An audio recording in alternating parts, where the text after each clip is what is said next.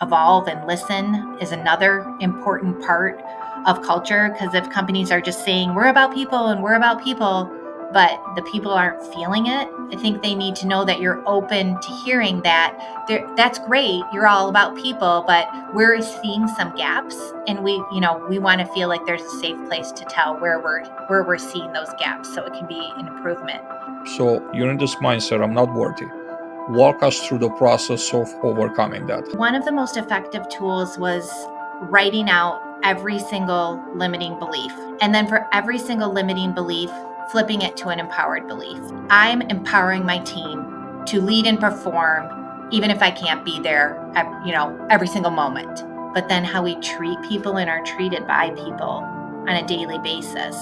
I think that's what truly makes a difference in a culture, when they're actually living it out. You need to be actively seeking feedback, because you don't know what you don't know. Hello, everybody, and welcome to another Multifamily Chronicles episode. I'm your host, Adrian Danila. Our special guest today is Jennifer Koster. Welcome to the show, Jennifer. Thank you so much for having me, Adrian.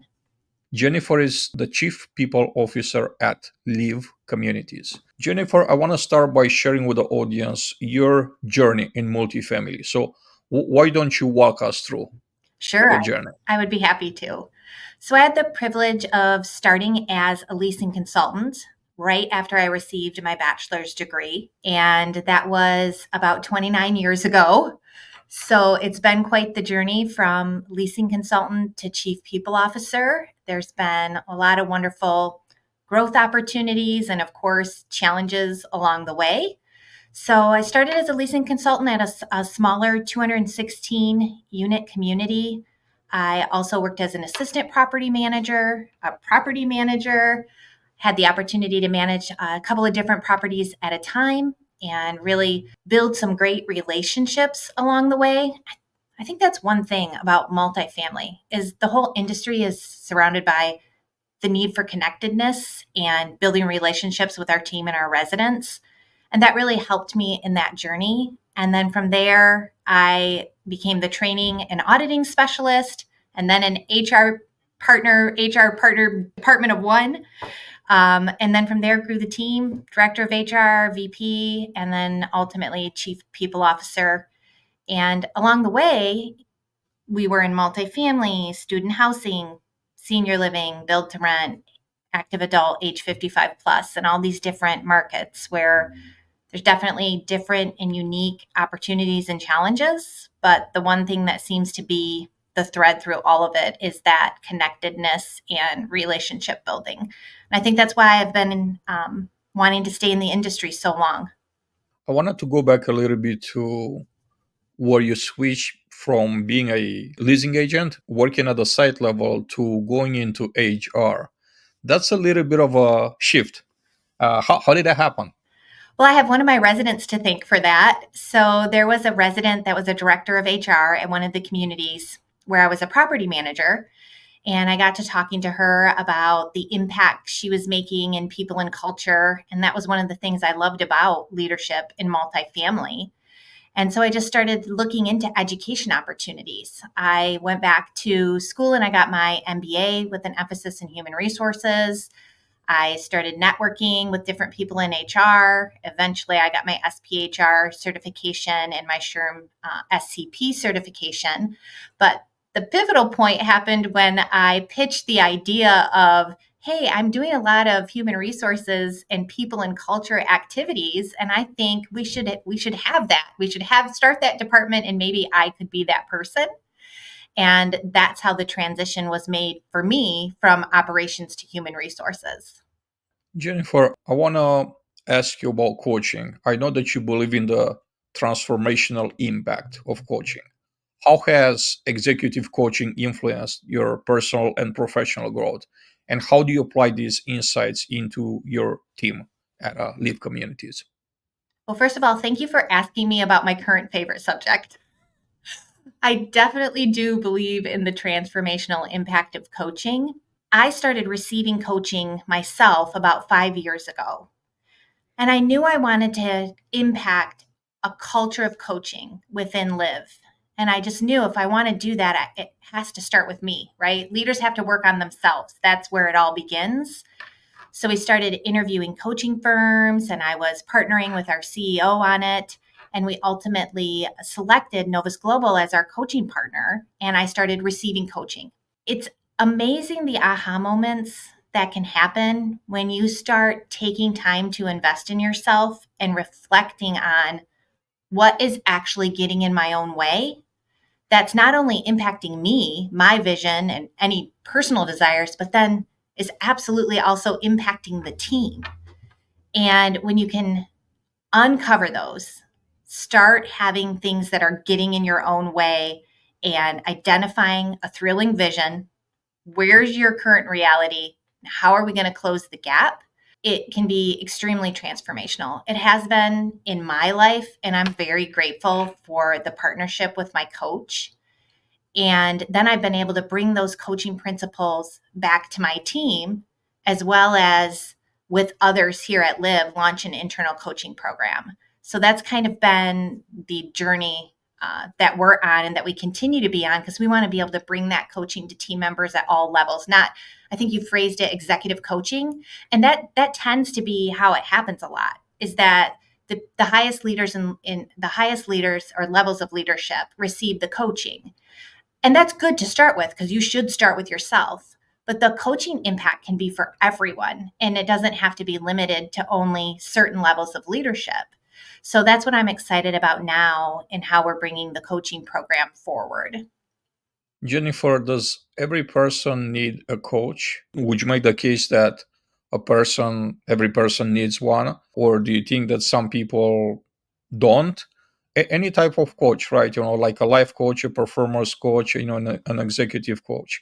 And then what are the things that influence, your life and your career the most by working with a coach?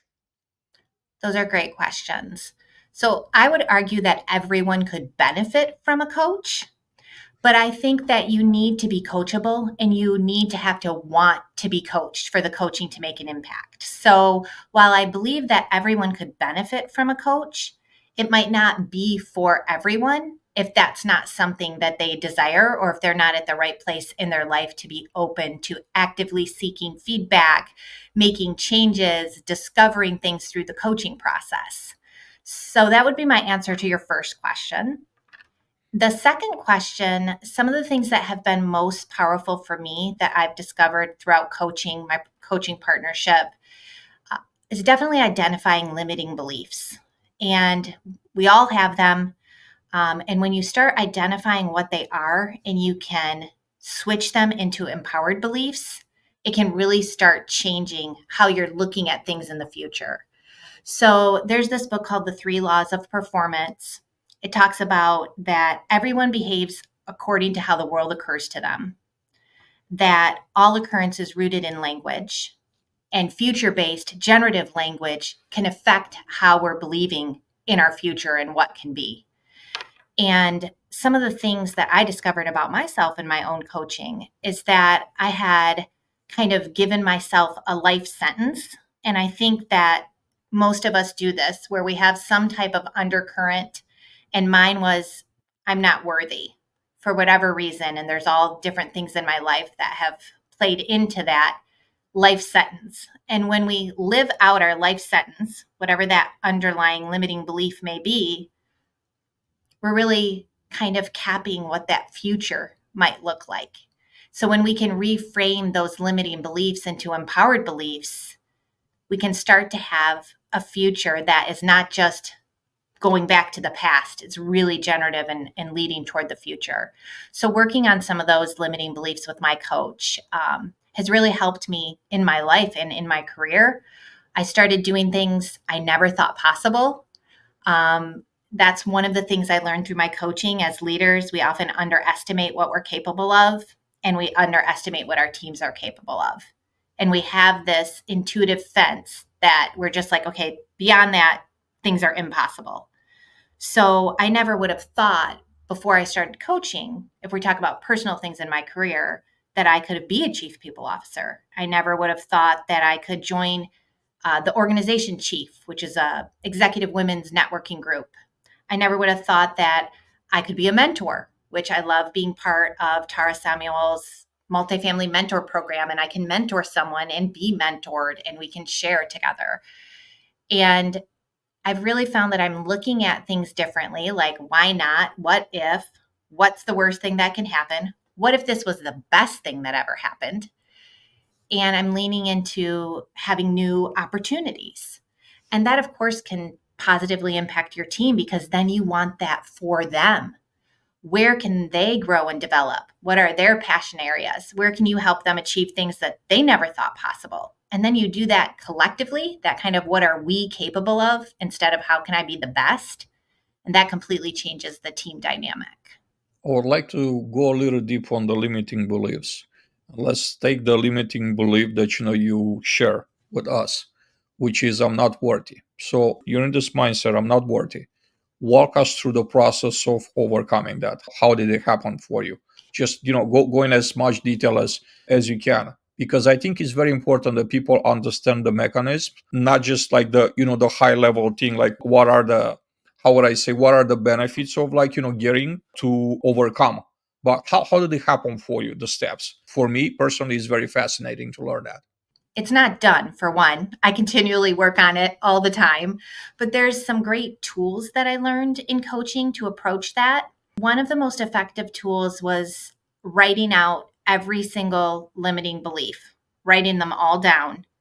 And then for every single limiting belief, flipping it to an empowered belief.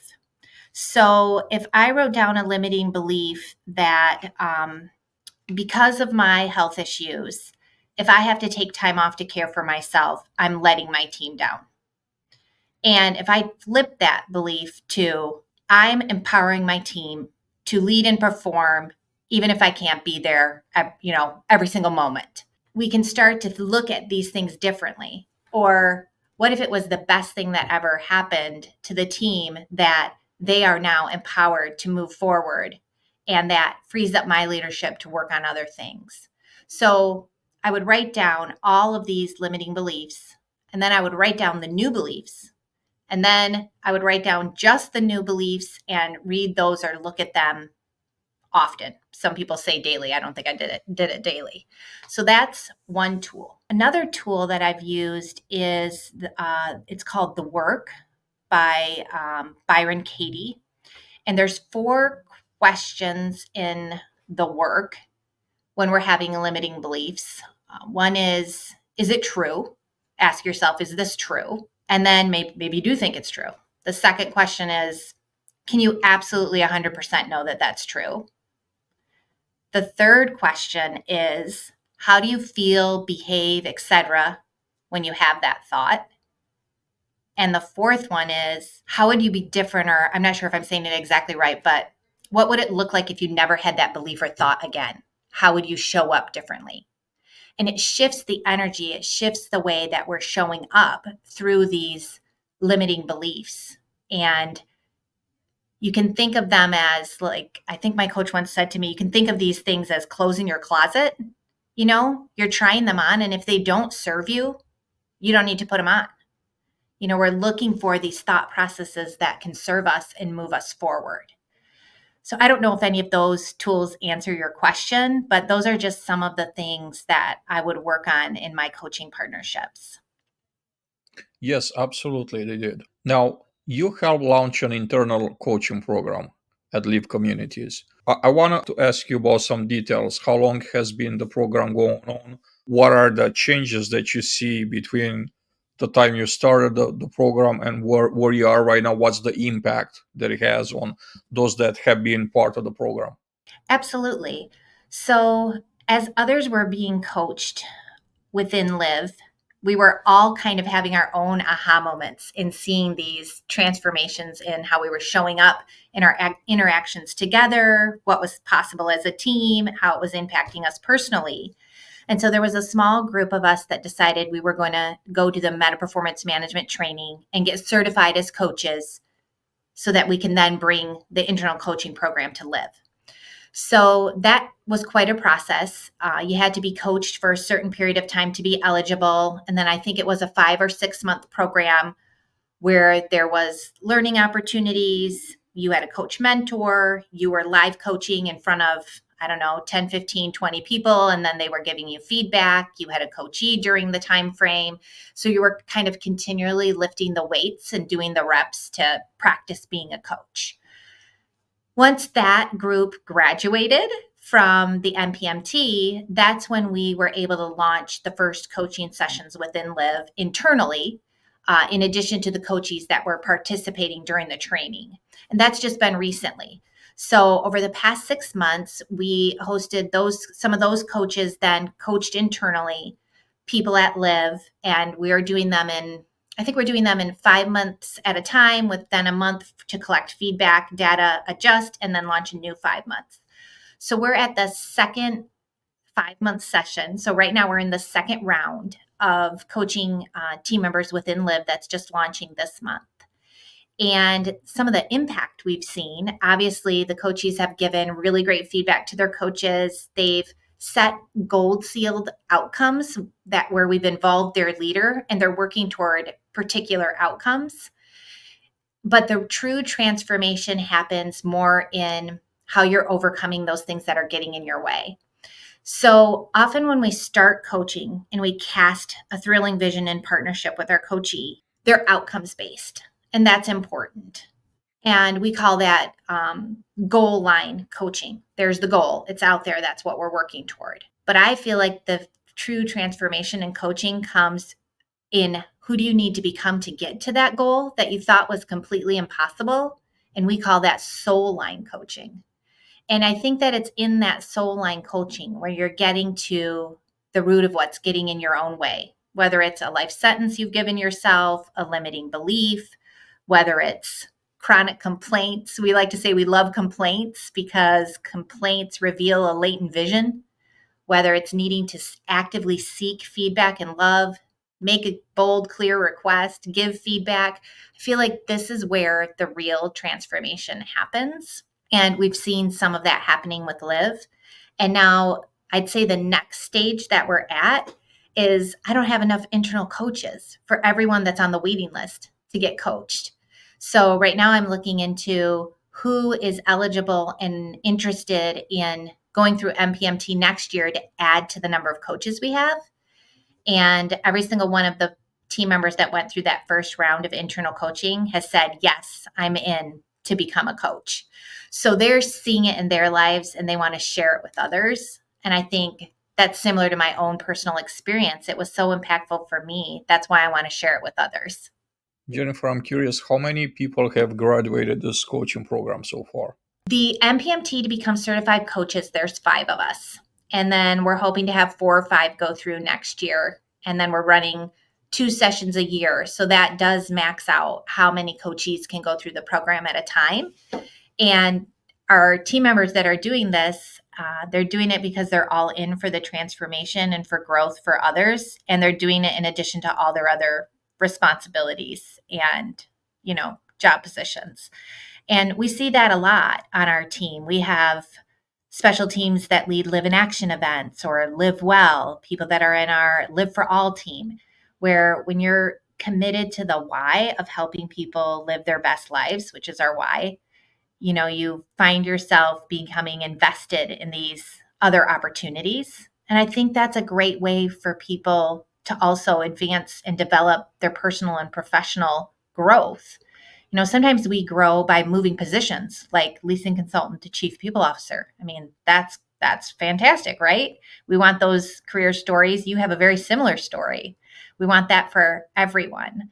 And sometimes there's not that next position right then.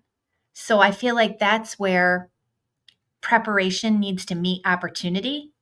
And when you're preparing and being all in and you're saying, and that's been a big part of my journey, like yes to that project, yes to the new community, yes to helping out.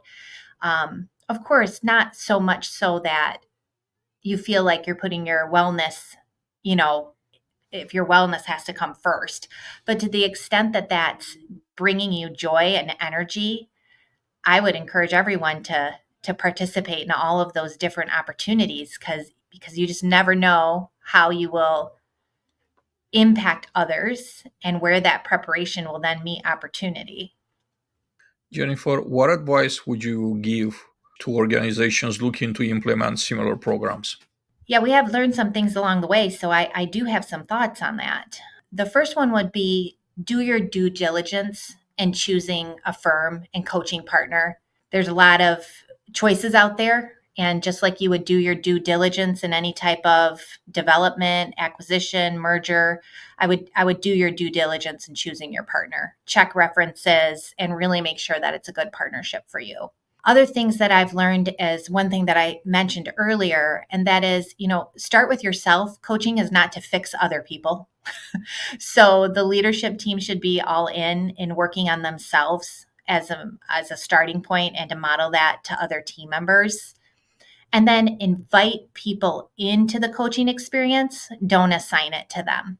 Because again, to the point you made earlier, I believe everyone could benefit from a coach, but I also think you need to kind of want to be in that space to get the greatest impact. And if you're assigning people to coaching, it could send the wrong message.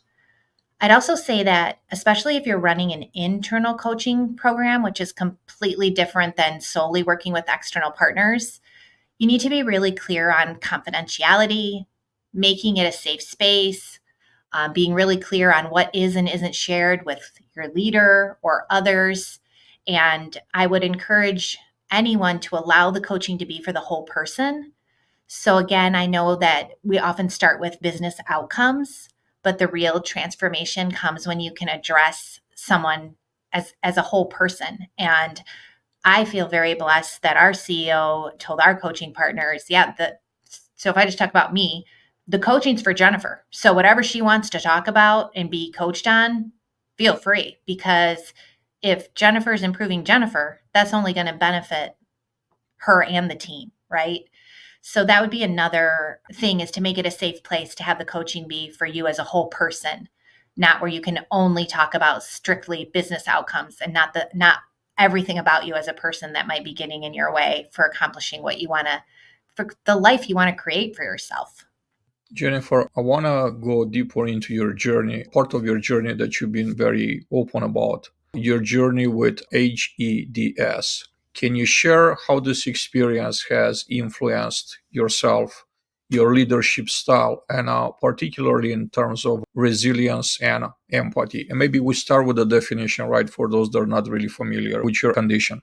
Absolutely. So HEDS stands for hypermobile Ehlers-Danlos syndrome, and it is a connective tissue disorder. For me, it shows up in multiple joint subluxations, chronic pain, ligament tears, tendon tears, difficulty with mobility. There's other spectrums on the connective tissue disorder that affect other people differently. The for HEDS, the zebra is kind of the symbol for HEDS, and for two reasons.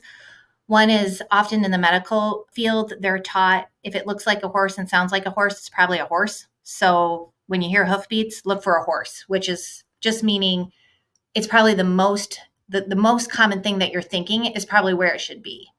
But HEDS is awfully mimics other conditions. I think on average it takes somewhere between 12 and 14 years for people to get a diagnosis. So we say sometimes that when you hear hoofbeats, it's actually a zebra, because it might not be the most likely thing that you're thinking of. That journey to diagnosis is a very difficult thing for people with connective tissue disorders that take a long time to reach that point. And the other reason, every zebra has its own unique stripes. No one is exactly alike. So my lived experience with HEDS does not necessarily represent anyone else's lived experience. Everyone has their own experiences. So I speak for myself. That's why I bring that up. So how that's affected my leadership, and I think you said in regards to maybe resilience and empathy. For me, it took 30 years to get a diagnosis. And I actually, kind of make a joke that I was not trying to be above average in this case. This is something I would have been very happy being below average and having a diagnosis earlier. So there was so much uncertainty with a lot of unrelated medical issues that I didn't know the reasons why, or bringing them all together, and same with the physicians. So I kind of learned to live my life with lots of adversity and uncertainty.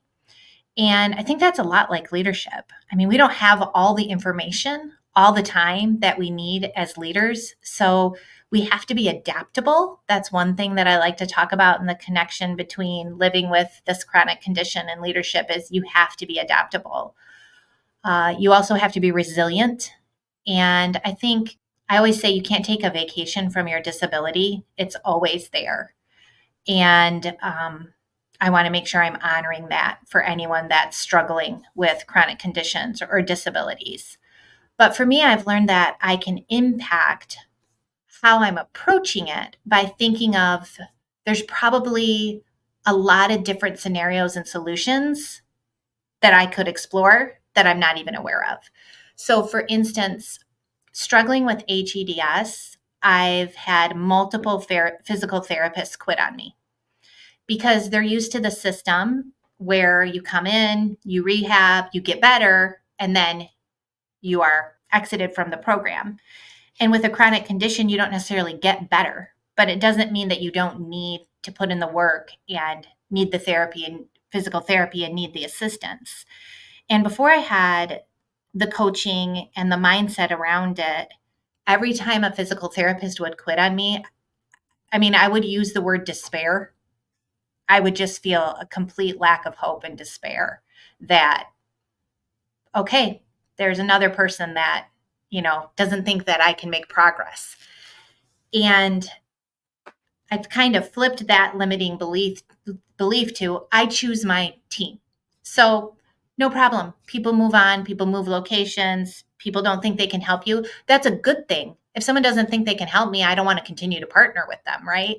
So now I kind of think of that as, well, I choose my team. And if someone is not wanting to be on my team any longer, no problem.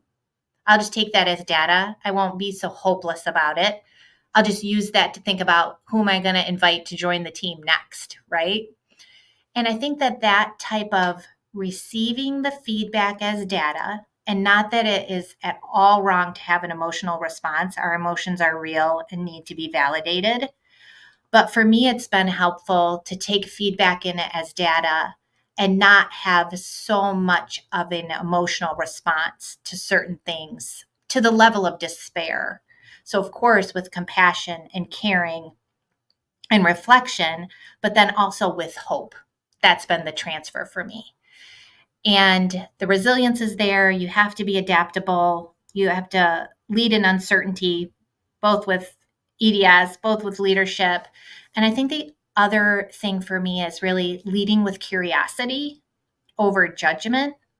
And that's one thing has been a tough thing to learn about myself is I had a lot of judgment, including self-judgment, not on purpose, but it was just there.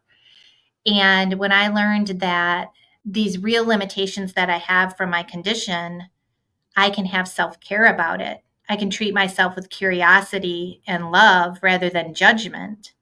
I can also do my best and, of course, failing regularly to do that with others, to really lead with curiosity over judgment because everyone has an undercurrent. You don't need to have a chronic condition or HEDS or connective tissue disorder. We're all having struggles. And I'm thinking of so many of our multifamily partners, people in our network, people in our families and friends who are dealing with these storms right now, and they are facing real adversities. And they need people supporting them and in their life to surround them and lead with curiosity and ask where they can be helped. And I think a lot of times it might just be our tendency to self judge, in this case, when maybe we need to have a little bit more empathy and compassion. So I hope that that has influenced my leadership style. Jennifer, in your speaking engagements, you discussed leading beyond limits. How has living with a hidden disability shaped your perspective on leadership and overcoming adversity? Yeah, I think the biggest thing is you don't go it alone. You've mentioned I've been open about HEDS, and that's true. But I received my diagnosis in April of 2022 at Yale. So relatively new within the past couple of years. And I wasn't very open with that diagnosis for several years. And I don't know why, if I just needed to process it myself or if I had fears, but I've learned to be more open about it. And it's scary when you are because it's vulnerable. So I'd say that that's another thing that has kind of shaped how I approach things. I remember kind of telling myself before I decided to share more openly about it, if this helps even one person, then it'll be worth it. While I've heard from a lot of people that it was helpful to them, so that's a wonderful blessing, I think the person it may have helped the most is me, because I actually met other people with HEDS through sharing about it. I have come to become close friends with them. We have things in common that I don't have in common with other people. And this kind of find your tribe and have fellow travelers, we can do that to be there for one another, and it doesn't have to be in a victim state, right? It can be in an empowering state to have compassion and be there for others without feeling like you're a burden to someone. That's another limiting belief that I sometimes have, is that because I can't do things the way other people do, I have this internalized ableism that then results in these self judgments. And I have learned, and continue to learn the power of not going it alone and having people that understand.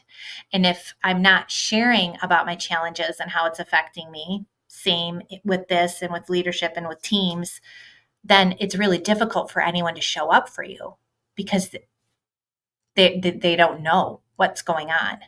And people have to feel comfortable share what you want, and of course not share anything you don't want to share. But when you get to that point where you can kind of have these fellow travelers, I think that has been so impactful for me in the journey. Jennifer, I want to take our conversation next to culture, company culture. I want to start by asking you to define what's culture in your opinion. There's many definitions about company culture out there, and everybody chooses whichever one they want to follow. What's Jennifer's definition of company culture? How do you define it? I usually talk about culture in the standpoint of being built one interaction at a time. While I think there's so many things that go into creating and sustaining a thriving culture, there's these tickets in like compensation, benefits, different programs, your why and your promise, your values, having this thrilling vision that everyone can get behind, living out your values, investing in people. All of those things are so important, but then how we treat people and are treated by people on a daily basis. I think that's what truly makes a difference in a culture, when they're actually living it out. So that would be how I would probably define it.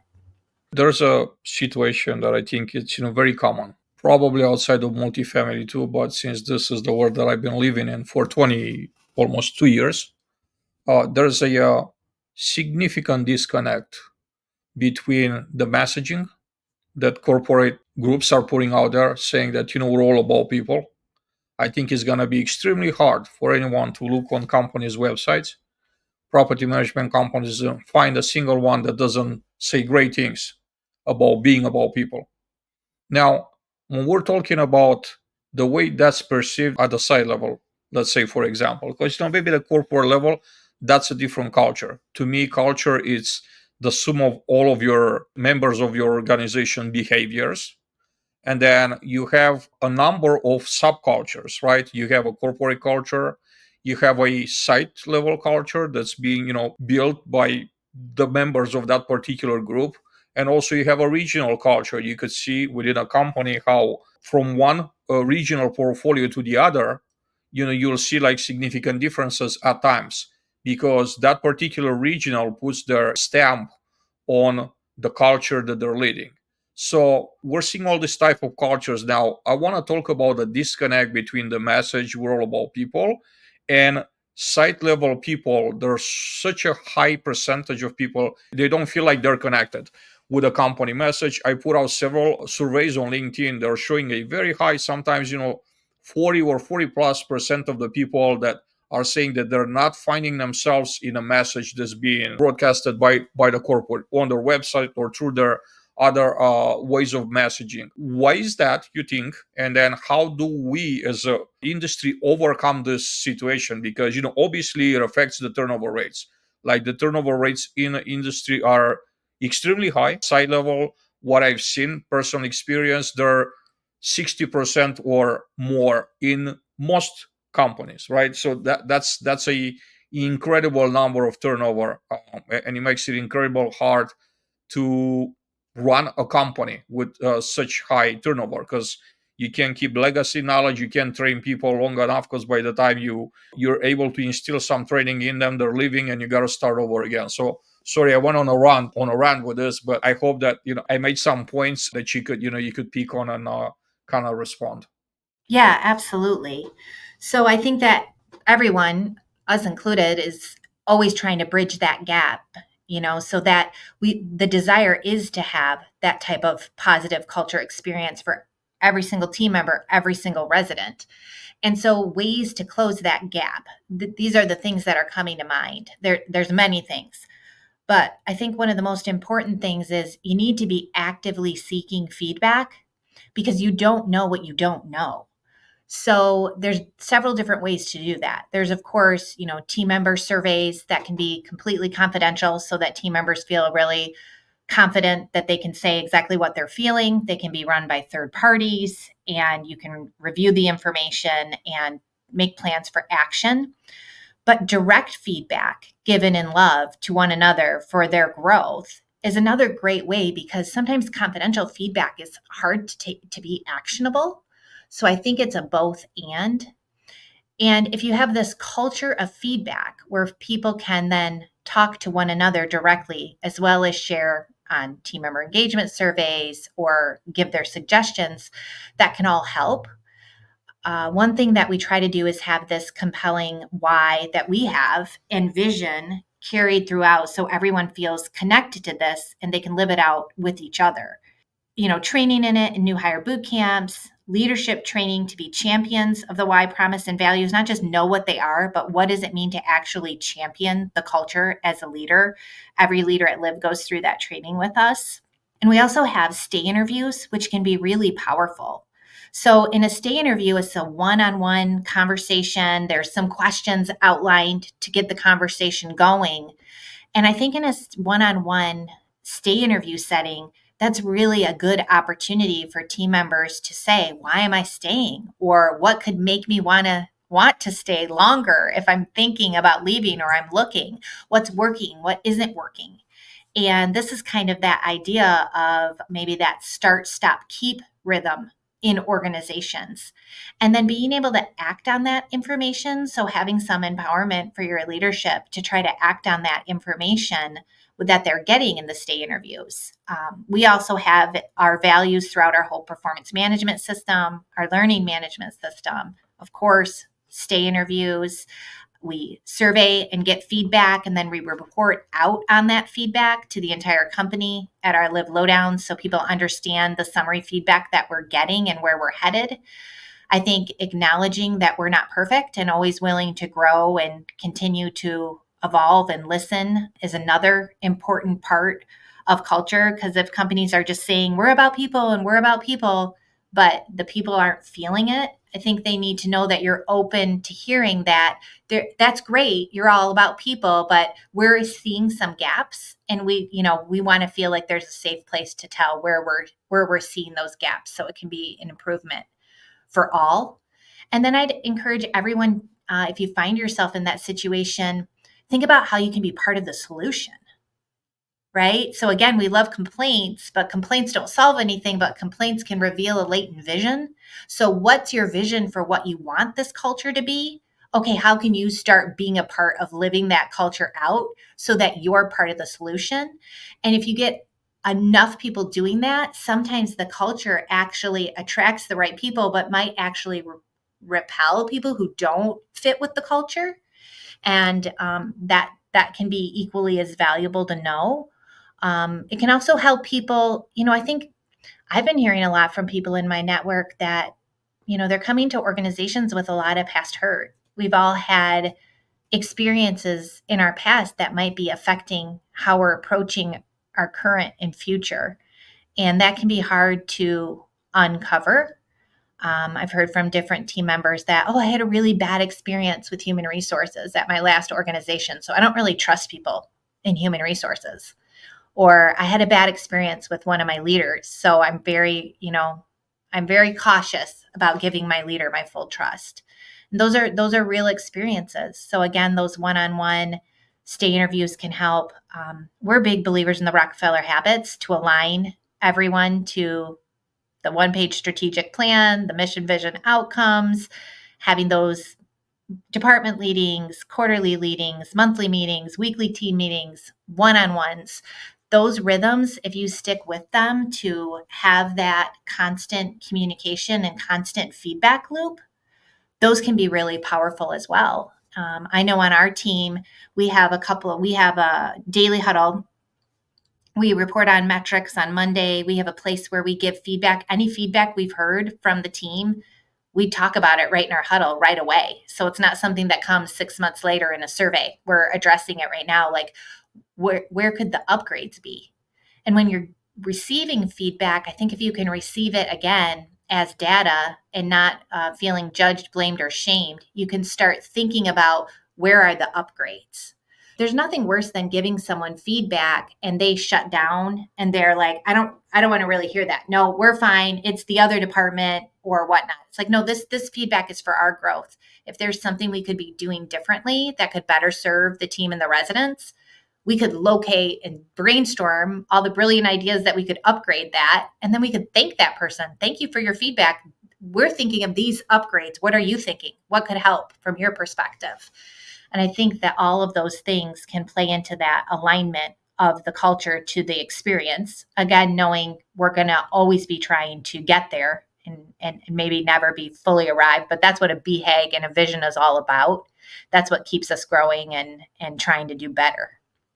I love that you're doing staying interviews. I've been asking this question a lot lately, and there are not so many leaders answering positively, saying that yes, we do stay interviews. So, would you like to elaborate a little bit about are they face to face, or are they just like sent out to the employees and they fill them out like online, and then what's happening with the feedback, and then how often you do them? Like some details will be, I think, very interesting. Yes. So the stay interviews should be face to face.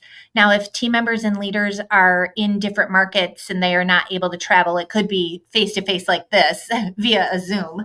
We do have a form that we use that outlines, I think there's 7 to 10 questions, and we change up the questions a little bit year to year.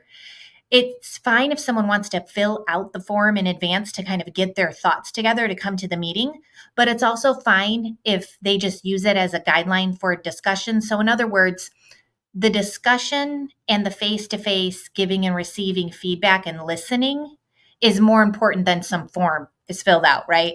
And turned into HR. So, we want it to be about the conversation, but sometimes you need some starter questions to help you build the conversation. We do them once a year. And then the team member and the leader can decide if they also want to do the stay plan or not. So, for those that really want to dig deeper into it, let's say some things come up during the stay interview where there's things that could be improved upon for the team member or new learning opportunities they have, different goals that they want to accomplish. We have a format to facilitate follow up on that between the leader and the team member as well. Where are you going to add this to your rhythm? When are you going to check back in on this to see if we're making progress and how's it going? What did you all agree upon to test out to make this possible improvement? And also just having an open culture of communication. What if someone says, I love working at the communities, but I'm also interested in marketing? Great. Let's have you talk to our head of marketing and just talk about opportunities and experiences and what's out there as you grow in your career and want to try different things so that different people within the organization know what your opportunities are and know what your desires and talents are, and try to help shape and grow that. So that's some of how the state interview works. And then on the HR team, we do track that people have received the stay interview, how many people are using the stay plans, what questions, if there were any themes. We try to have some global awareness of any theme, similar to what you might do with an engagement survey or something like that. So that's some of the ways we're trying to leverage the stay interview. We've done them for many, many years. So we try, just like everything, we try to get feedback on the process and involve and improve them each year as we go. But as a leader, the stay interview is my like, I cannot wait to have the stay interviews, and I try to ask for the feedback and data all the time so that no one feels like they have to wait for a stay interview to talk about feedback. But I just love it because it's a dedicated time. The other thing I would say is it's really important that it's not in congruence with performance evaluations. This is not for the leader to tell you what they think about your performance. This is for the team member to tell you what they need to be excited and thrilled to come here every day and be aligned with the vision and move forward. So we don't have them at the same time as the performance evaluation schedule. This is amazing feedback. I can't wait for us to go through the editing process and just having this information out there, because I think it's extremely helpful for other organizations to hear that you're doing this, how you do it. And also, I hope that they will consider doing it. I think this is a very effective, very important tool to use. Jennifer, one of the things that I've been thinking about lately is legacy. When it's all said and done for you, what would you like your legacy to be? How would you like to be remembered? Well, I would definitely like to be remembered as leaving relationships, community better than it was before I was there, and being remembered as someone who really cared about building relationships and investing in each other and supporting one another. I think that that would be a great legacy in my professional community. It would be a great legacy for my children and my family. And it's interesting you ask about legacy. I've been thinking about that a lot. I actually, a year and a half ago, I started recording maybe every other week little recordings for my sons about things that I want them to know about legacy and lessons learned and things that I want to pass on to them in little video snippets. So that's something that I'm doing now. Sometimes people ask me, how can you stay in multifamily so long? How can you stay at Liv so long? And it really is because I have that personal alignment with the why of helping people live their best lives. And to me, that's a great legacy to be a part of. And in multifamily, I mean, whether we're a small company, whether we're global, we have this ability with our teams to impact all of our team members, but then also tens of thousands of residents in communities all over. It's a lot of responsibility. It's a privilege to be thinking that what you're contributing in your professional work environment could really be influencing people positively in their own homes. So that's not something that I take lightly. And I think that working on site at the communities for so many years was such a great path for me. I think it's a great career to consider for many people. Yeah, the business is all about relationship building, but the communities operate where you're kind of the CEO of the whole community. You learn how an entire business works. There's just so many great things about multifamily. Jennifer, as we approach the end of this amazing conversation, I'd like for you to share some final thoughts with me and audience. Well, first of all, thanks so much for having me. I've really enjoyed getting to know so many people in the industry, and do your best to make these authentic connections because these relationships are transformational. They're not transactional. If you're investing the time and really care about one another, that can make all the difference on your journey personally and professionally. So, thanks again for letting me be here and share part of my story. And I've so enjoyed learning your story and getting to know you as well. Jennifer, once again, thank you for sharing an hour of your busy day with me and with the audience here. I hope to continue this conversation down the road. Have you back here for more conversations. Sounds great. Everybody, I'm Adrian Danila, your host, signing off right here. We hope to see you back here on the next episode of Multifamily Chronicles. Take care, and we'll see you next time.